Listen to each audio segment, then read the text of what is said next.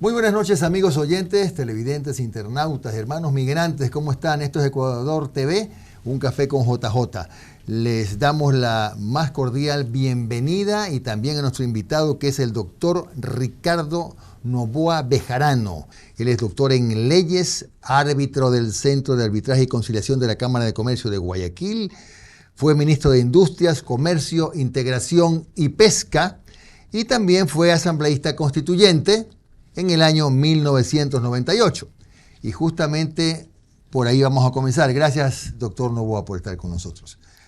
¿Qué diferencia había, es lo que muchos se preguntan hoy, entre esa constitución en la que usted fue parte, y la del 2008? ¿Qué tal, Jimmy? Buenas noches, muchas gracias. Encantado de estar aquí. La constitución del año 2008 fue elaborada básicamente por un grupo de ecuatorianos de diversas tendencias, que logramos consensos importantes en la mayor parte de los 98. temas. La del 98. La del 2008 fue una imposición de un grupo mayoritario asesorado por extranjeros, básicamente españoles, para introducir en la Constitución del Ecuador un modelo estatista autocrático, que es el modelo de la Revolución Ciudadana. Entonces, en el 98 estuvo la Democracia Popular, el Partido Social Cristiano, la Izquierda Democrática, Pachacutic, un grupo importante de independientes que estuvimos en aquella asamblea, y prácticamente la de Montecristi fue monopartidista. Ahí las diferencias de fondo. Claro, bueno, y hay otras, como por ejemplo, que no fue tan reglamentaria, ¿no? Claro. 200 y pico de artículos sí, versus 444. Por supuesto. ¿Y también contemplaba derechos esa constitución del 98? ¿Cómo no? Toda constitución tiene que tener derechos fundamentales.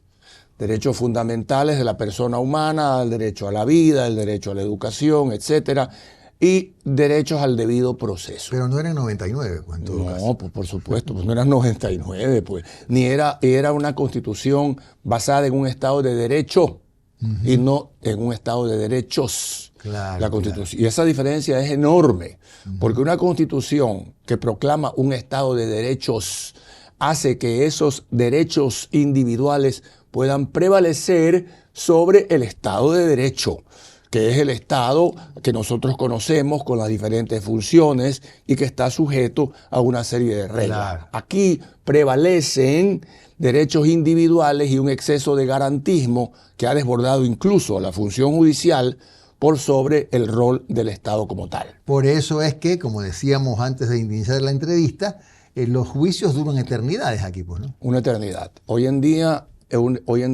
esa famosa acción extraordinaria de protección, que tiene que ser reformada, hace que un proceso en la Corte Constitucional pueda tardar 6 años.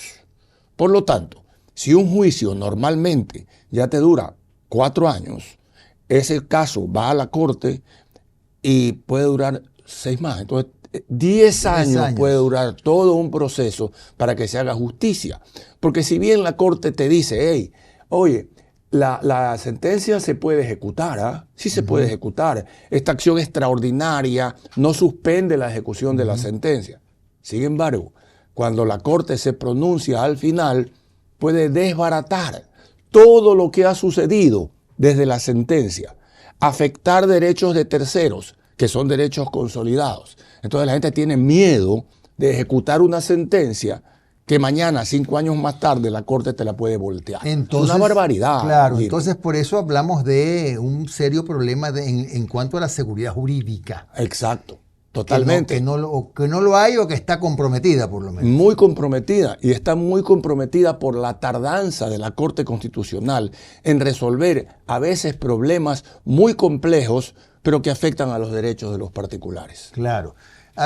Doctor, usted dijo que en sus declaraciones hemos revisado que el triunfo del no en el referéndum y consulta trae impreso, digamos, un mensaje político. ¿Cuál es ese mensaje político más allá de que ganó el sí? Es que... Perdón, que perdió el sí. Que perdió el sí. Sí. Es que reveses electorales los tienen todos los presidentes. Ya. Todos han tenido derrotas de elecciones intermedias. Por ejemplo, apoyan a un cierto candidato a alcalde. Antiguamente había elecciones intermedias de diputados, Sí. que eran elecciones en las cuales se analizaba si el gobierno iba bien o no iba bien. Era una especie de termómetro. Y también consultas populares. Pero eso no significa que el pueblo le ha revocado el mandato al presidente. Pues. Ojo, pues no. Una cosa es un tirón de orejas. Una cosa es, oye, no estamos de acuerdo con esto, pero continúa gobernando y haz las cosas mejor. Y otra cosa es una revocatoria de mandato, como escucho por allí que hay gente que quiere hacer con el presidente Noboa. Entonces, la lección es que Noboa tiene que focalizar su atención en ciertas áreas. La reforma constitucional puede quedar para la Asamblea perfectamente y presidente atienda los temas de salud, los temas del seguro social, educación. los temas complejos que ameritan atención Claro. del Si usted jefe de Estado. menciona esto de la revocatoria, doctor Noboa, es que también debe haber escuchado, visto, leído, qué sé yo, que hay alguna suerte de olita que se va formando, Claro, ¿no? un movimiento por ahí. Por ahí sí hay algún así movimiento Así que es. nace de declaraciones del expresidente Correa. ¿Usted, como demócrata y como jurista, sí siente algún tipo de preocupación por ese tema? Sí, claro que lo siento. La siento porque, a ver, lo ideal para un país es que el presidente dure los 4 años Ideal, que ha sido sí, elegido. sí. Eso es lo ideal para el país, para no dar estas impresiones de banana republic, de que cuando el presidente ya no nos gusta un poco lo tratamos de tumbar. Entonces, por supuesto que se han oído no solamente voces del correísmo, que son quizás las que más gritan, sino también hay unas voces en silencio que giran alrededor del no de la consulta. Que son las peores. Y esas voces en silencio pueden ir enhebrando una conspiración. Entonces, para esto también es cierto, el presidente tiene que dar ideas muy claras, derroteros muy claros. Y en ocasiones, Jimmy, como se dice en el argot futbolero, no dar papaya, ¿no? Por ejemplo, si te vas afuera del país, di a que te vas. Eso es muy importante porque esto tiene que ver con la transparencia en el manejo de las cosas del Estado.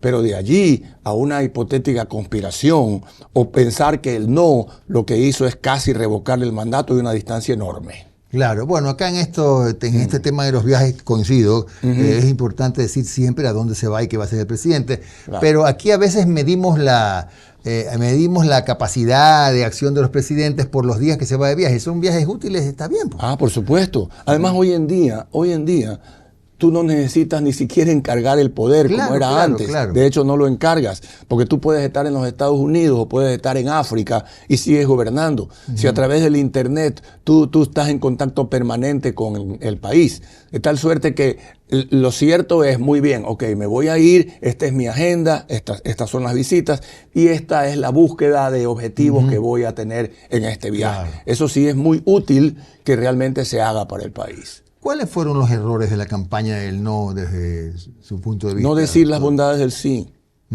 Es tan simple. Entonces, ¿qué hubo al otro lado? Al otro lado hubo, en ocasiones, una deformada interpretación de las cosas. Y le dijeron al pueblo hasta que se le iban a suprimir los décimos. Claro, claro. Entonces, la campaña del no tuvo el objetivo claro del boicot, pero la campaña del sí no tuvo el objetivo claro de las bondades. Entonces, creo que el gobierno lo dio por asumido, Jimmy. Como ya había triunfado en las campañas anteriores, Ya. porque tenía no solamente los triunfos electorales de la presidencia, sino la consulta popular pasada, en la que se aprobó la extradición, por ejemplo. Claro que sí. Entonces ya lo tomó por asumido que él sí también iba a ganar. Y en política no puedes dar nada por asumido. Descontado, claro. Nada. Entonces tienes que explicarle a la gente las bondades del sí. Es decir, está bien que se haya abundado en el tema de la seguridad, que es algo que nos afecta a todos. Sí, ¿no? natural. Perfecto. Natural. Pero faltó ese elemento, ¿no? Claro. Faltó el elemento de decirnos con claridad, no solamente la constituyente en qué nos podía beneficiar en los cambios de la seguridad, sino explicar, por ejemplo, la trascendental importancia que tiene la modificación de las áreas estratégicas Eso es en la economía, claro. el tema de una reforma laboral para que haya más trabajo para la gente. Entonces, en este momento, por ejemplo, yo creo que una de las misiones que tiene el nuevo secretario jurídico de la presidencia, Enrique Herrería, es hacer una verdadera arqueología jurídica, Jimmy, en la asamblea, donde hay mayoría, y ver allí, hacer un inventario de todas las cuestiones pendientes que hay, cuántos proyectos de reforma constitucional hay, cuáles están aprobados, cuáles no, qué se puede hacer solo con enmiendas y no con reformas. Esa arqueología jurídica es vital para poder priorizar los cambios constitucionales y por el momento archivar la idea de la consulta, de cualquier consulta popular o de constituyente e ir por el camino de las enmiendas, que aparentemente es un camino que se puede transitar en la Asamblea. Bueno, con lo que está usted diciendo, doctor, el nombramiento de Enrique Herrería es un acierto, porque tiene experiencia que la ha ganado durante sus años de juez constitucional, pues, ¿no? Claro, es una experiencia reciente en una Corte Constitucional compleja en la que le tocó transitar a Enrique Herrería, y bueno, ahora tiene la misión de reorientar un poco algunos despistes que han existido en la Secretaría Jurídica de la Presidencia de la República. Y sobre todo, empatarse con la Asamblea, con la que hay mayoría, y decir, bueno, a ver, ¿cómo podemos hacer para desempolvar una serie de proyectos que están ahí dormidos, a lo mejor desde hace mucho tiempo, identificando claramente cuáles son los proyectos que requieren reformas, cuáles son los que requieren enmiendas, cuáles tienen dictámenes ya favorables de la Corte Constitucional, y lo que hay que hacer es trabajarlos en la Asamblea. Claro. Es una gran misión la que tiene Enrique por delante. A lo que no hay que renunciar es a la necesidad de mejorar el nivel de los futuros asambleístas. No importa que no hubo constituyente, porque es un tema que a mí por lo menos sí me preocupa, ¿no? El nivel, no tanto como académico, el nivel académico más experiencia, etcétera, de los futuros candidatos. Es complejo en un Congreso de una sola Cámara hacer lo que tú dices, porque ahí te enfrentas con el gran dilema del derecho a participar. Es verdad. Entonces, cuando tú tienes dos cámaras, aunque sea un Senado de 20, 25 personas, no importa, pero tú a ese Senado sí le puedes poner una serie de requisitos para poder llegar. Sí, 40 años de edad, qué sé yo, algún título intermedio que equivalga a una preparación académica. Pero si tienes una sola cámara, es compleja la diferenciación. Bueno, vamos a hacer una pausa breve y regresamos también a ver de hoy en más qué se puede hacer sin constituyente. Porque sí hay cosas que se pueden hacer, cambios muy importantes que ya los adelantó el doctor Noboa vía reformas o vía enmiendas. Ya volvemos.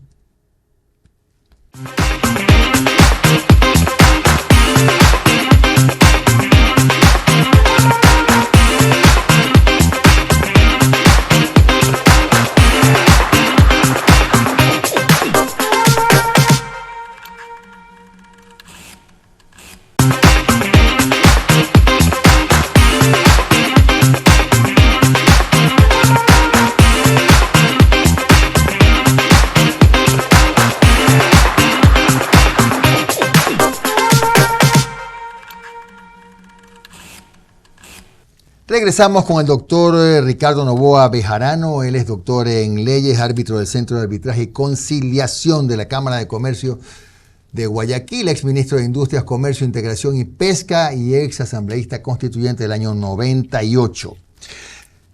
Doctor Noboa, Ecuador tiene el mejor cacao del mundo, el mejor banano del mundo, los mejores camarones del planeta, petróleo, gas debajo de la tierra, por supuesto, minería de primer orden. ¿Y qué pasa? Que seguimos todavía bregando para que el próximo año podamos honrar la deuda sin comprometer buena parte del presupuesto. Tiene lo mejor de todo lo que acabas de decir y la peor burocracia del mundo. Sí. La que realmente es la dueña en el fondo de todas estas áreas estratégicas, porque se demoran los permisos ambientales años, se demoran los permisos de operación en el Ministerio de Energía años. Entonces, tenemos una serie de problemas en la parte de la dinamización de todo esto. Pero ¿sabes qué, Jimmy? La Constitución nuestra, hoy en día, solo te permite, por regla general, la inversión estatal. Y el Estado no tiene plata, pues. Claro. Si no tiene plata ni siquiera para pagarle al IES, ¿cómo va a tener plata para invertir en nuevas exploraciones y explotaciones de petróleo? Pues ahí debería haber contratos de delegación, por ejemplo, para que la empresa privada pueda poner plata. Exacto, un fomento de la inversión privada en el área petrolera a través de contratos claros, transparentes y que permitan el arbitraje internacional. Si no, esto es muy difícil. Entonces, esta reforma constitucional que algunos pensarán que debe ser reforma. Yo Eso creo no es que enmienda. Yo pienso Puede que ser es enmienda. Pero yo estoy seguro que los constitucionalistas estatistas van a sostener que como se trata de reformar al Estado en sí, requiere entonces una reforma. Y eso implica un referéndum al final. Yo sostengo lo contrario. Yo sostengo que las áreas de la economía no tienen nada que ver con la estructura del Estado. Tú solamente tienes que ir en reforma constitucional si vas a reformar la estructura del Estado. Vale decir, suprimir del todo el Consejo de Participación Ciudadana. Como es una función del Estado, no la puedes suprimir sin una reforma. Pero el concepto de las áreas estratégicas, la posibilidad de que el Estado, no por la vía excepcional, sino por la vía de la regla. Que es la única vía que tiene hoy, ¿no? Así es, pues entonces esa vía excepcional realmente casi que no se da. Y el inversionista privado tampoco la toma porque tiene miedo de que ese contrato se pueda caer en cualquier momento, como se cayeron los de la Oxy y muchos otros contratos que se vinieron abajo en la época de Correa.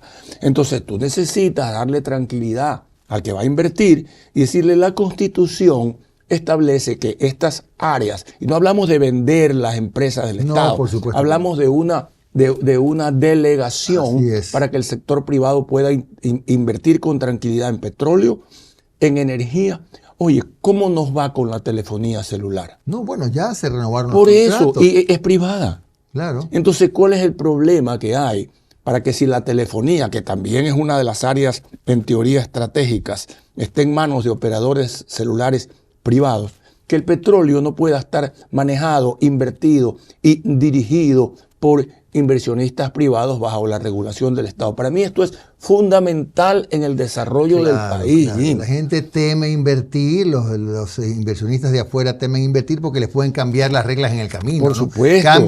Ni siquiera digo cambio de presidente, a veces cambia de ministro. Claro. O cambia de gerente. Así es. Y hay un cambio en las reglas del juego. Así es. Y tampoco hay una confianza en los tribunales locales como para que los inversionistas vengan a hacer inversiones en petróleo tan cuantiosas como para someterse a un juez de Sucumbíos o a un juez de Napo o a un juez de Chimborazo, de cualquier lado. Entonces tiene que haber un arbitraje internacional que hoy la Constitución de alguna manera lo limita. Ahora, voy un poco más allá. Ni siquiera se requiere un cambio constitucional para el arbitraje internacional. A ver, ¿por qué? Se requiere una reforma al Código Orgánico de la Producción. Un código de carácter orgánico cuya aprobación requiere una mayoría calificada en la Asamblea, que pueda establecer en ese Código de la Producción e Inversiones la posibilidad de un arbitraje internacional. Eso se puede hacer sin ir más allá de eso. Sin reformar la Constitución. Es cuestión de la arqueología jurídica que le mencionaba hace un rato y que le corresponde, sí, a los abogados que podemos opinar, pero que le corresponde a la Secretaría Jurídica de la Presidencia de la República. Es muy interesante. Incluso también he escuchado otros criterios que apuntan a que se puede, entiendo, en vías de formarse un arbitraje en la comunidad andina, que podría también quizás funcionar. Bueno, eso todavía está en pañales, pero está en camino. Correcto. Ahora, para que nosotros lleguemos a funcionar en este tema de la seguridad jurídica, como Perú, por ejemplo, donde los contratos son contratos ley, o sea, es ley de la República, ahí pueden pasar presidentes, congresos, pueden demandar a presidentes, lo que sea, que la clase política peruana, desde mi punto de vista, es de las peores. Pero bueno, para que los contratos sean contrato ley, ¿tiene que haber una reforma constitucional o debe ser una enmienda? Todo contrato es ley para las partes. Menos aquí, okay. Claro, pero eso lo escribió Andrés Bello hace muchísimos años, porque está en el Código Civil. Ya. Sin embargo, en la Constitución del 98, la nuestra, pusimos un artículo que establecía la intangibilidad de los contratos celebrados con el Estado. El contrato con el Estado, entre particulares y el Estado, era sagrado. ¿En qué año fue eso? En la Constitución del 98, un artículo específico en las garantías de las inversiones que decía: todo contrato celebrado entre inversionistas y el Estado se respeta. No es papel mojado. No lo puedes echar a la lavadora. Se respeta. Esa norma constitucional que daba mucho respaldo al inversionista desapareció en la Constitución del 2008. Y ya vinieron todos los rollos de Chevron y todo lo demás, donde los contratos que celebraban los inversionistas con el Estado eran efectivamente un estropajo. Entonces, claro, esa garantía constitucional es bueno volverla a considerar. Y eso es parte de una enmienda. Eso no es, claro, eso no tiene por qué alterar. Eso es incluir un artículo en la Constitución. Pero eso no tiene por qué entrar en un proceso como el de reformas, que es mucho más complejo que el de la enmienda. Y se le da al inversionista, extranjero o nacional, la garantía de que ese contrato tiene relevancia constitucional. Entonces, eso son cosas que hay que estudiar y que bien pueden ser parte de una reforma, de una modificación, llamémoslo así, constitucional. Claro, vía enmienda. Es decir, después de que perdió el sí, así no está todo perdido. No, ¿qué va a estar? No, ¿qué va a estar? Lo que ocurre es que, naturalmente, cuando va el mandato popular detrás de una decisión, es muchísimo más fuerte cuando se toma en una asamblea constituyente. Pero por favor, no está todo perdido, más aún con una mayoría como la que tiene el Ejecutivo. Pocos ejecutivos han tenido la mayoría que tiene ADN hoy en la asamblea, por sí sola. Claro que tienen al otro lado un bloque complicado, sí, pero con ciertos aliados, ADN puede empujar algunas modificaciones constitucionales de trascendencia. Entonces, lo que sí tiene que haber es una coordinación adecuada entre el Ejecutivo y el Legislativo, que pertenecen al mismo partido en la mayoría, para que las reformas vayan por buen camino. Entonces, ¿usted sí cree necesario, por más que sea duro, que ADN y la RC, por ejemplo, se conversen sensatamente, porque no hay otra manera de conseguir esas 2/3 partes?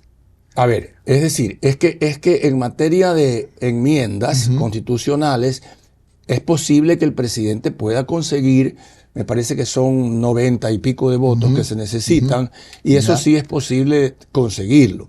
Ahora, en la medida en que los diálogos con la Revolución Ciudadana no involucren una agenda de impunidad, no involucren siempre... Las condiciones serían el problema. Porque si siempre que te sientas a conversar está la libertad del señor Glass, entonces ahí se ahoga cualquier intento de conversación. Entonces, el RC5 tendría que tener la madurez suficiente como para poder entrar a procesos de conversación sin que los temas que están en la justicia sean parte de ese diálogo. Si eso es muy difícil, entonces ADN tendrá que ver cómo circula en esas aguas complicadas, ¿no? Pero tiene que intentarlo. Después de lo que ha pasado con la victoria del no, ADN tiene que intentar que a través de la asamblea se puedan hacer varias modificaciones como las que hemos hablado aquí, que son fundamentales. De lo contrario, Jimmy, estamos dejando que la dolarización sea manejada por la economía informal. Y eso es muy grave. Claro, sí, porque realmente la informalidad ahora, esta economía informal irregular, está en todas partes. En todas partes. Ha entrado a todos los aspectos. Incluso yo comentaba esta mañana en el programa que hasta si uno ve menos niños en mendicidad, es porque seguramente esos niños ya no es que ha bajado la pobreza, es que deben estar reclutados por la mafia, por el crimen organizado para vender droga de menudeo. La gravedad de lo que estás diciendo, de lo que has mencionado. Entonces, si nosotros dejamos que la dolarización no se alimente por supuesto, de créditos adecuados claro. Y de las inversiones, entonces se va a alimentar del narcotráfico. Claro. Y eso para el Ecuador es algo gravísimo. Y además debemos ver la manera de ya no depender tanto de endeudamiento internacional, ¿no? Porque entiendo que el faltante, lo que tenía que financiarse este año fue 16 mil millones de dólares del presupuesto.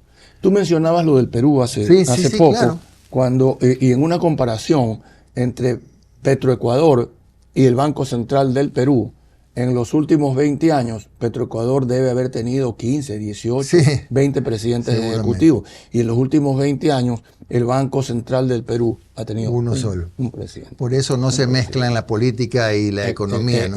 Marchan en líneas paralelas. Por más que haya incidentes en la política, en la política económica...